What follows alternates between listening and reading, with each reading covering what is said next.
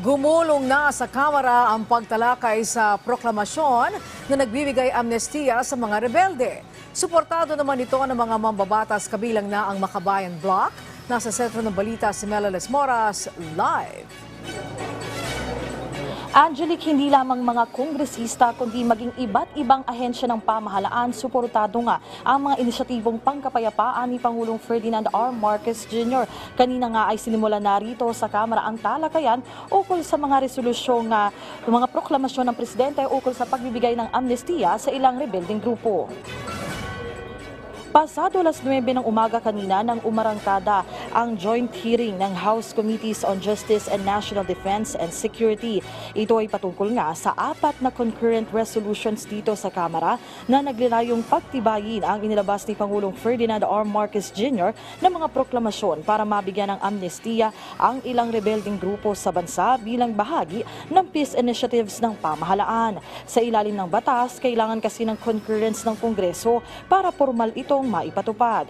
Sa talakayan, isa-isang naghayag ng suporta para sa amnestiya ang mga ahensya ng pamahalaan tulad ng DOJ, AFP, PNP, OPA-PRU at iba pang sangay. At maging ang mga mambabatas naman, buo rin ng suporta rito dahil naniniwala silang sa pamamagitan ng amnestiya, tunay na magtutuloy-tuloy na ang pagkamit ng bansa sa inaasam nating pangmatagalang kapayapaan.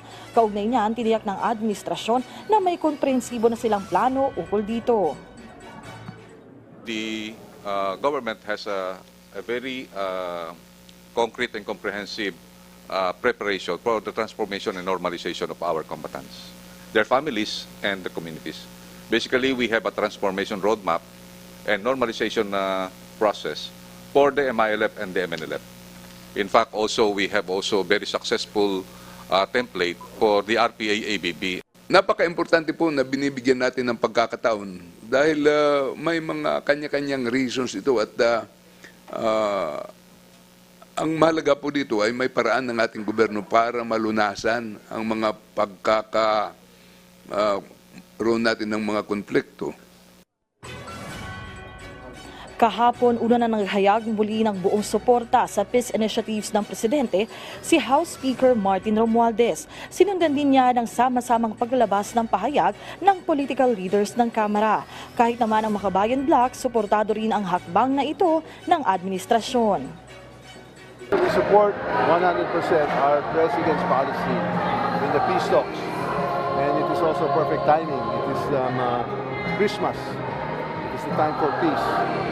And that is what we all want, especially during the Christmas season. Maganda nga nag-i-initiative itong gobyerno, itong present na government. Dapat magtuloy-tuloy lang, lalong-lalo na yung mga peace advocates sa gobyerno, pati na yung mga tumutulong na outside the government ay tumulong din para maituloy itong peace negotiation with the NDF, NDFT at iba pang mga rebelde. Angelic, kung inyong makikita nga sa aking likuran, katatapos lamang nitong pagdinig dito nga sa issue ng amnestiya mula sa pamahalaan at ngayon nga lamang din ay aprobado na ulusot na dito sa Joint Committee itong House Concurrent Resolutions na nagpapatibay sa inilabas na amnesty proclamations ng Presidente. Sa mga puntong ito nga ay umalis na rin yung ibang mga opisyal pero narito pa rin naman si Secretary Galvez at ilan pang opisyal pat nag-uusap pa sila tungkol nga rin dito sa mga inisyatibong ito. Angelic? Okay, so Mela, ano ang magiging proseso pagkatapos nitong committee hearing at kung sakali man, kailan kaya tuloy ang may patutupad ang amnestiya? Angelic, kung dito nga sa Kamara ang tatanungin, si Speaker Romualdez, target niya na talagang sakto sa nalalapit na Kapaskuhan na ibigay itong regalo para nga dito nga sa ating mga qualified rebels para nga maging masaya ang kanilang Pasko at pagsalubong sa bagong taon. Pero Angelica, syempre meron pa rin naman itong proseso. Pagkatapos dito nga sa committee level, inaasahan ay iaakit pa yan sa plenaryo at ito rin ay magiging proseso sa Senado. So kapag ito nga ay nakalusot na sa Kongreso, yan nga ay maaari na rin na maipatupad at yan nga yung hinaabangan natin yung magiging proseso. Angelic? Okay, maraming salamat sa iyo, Melales Moras.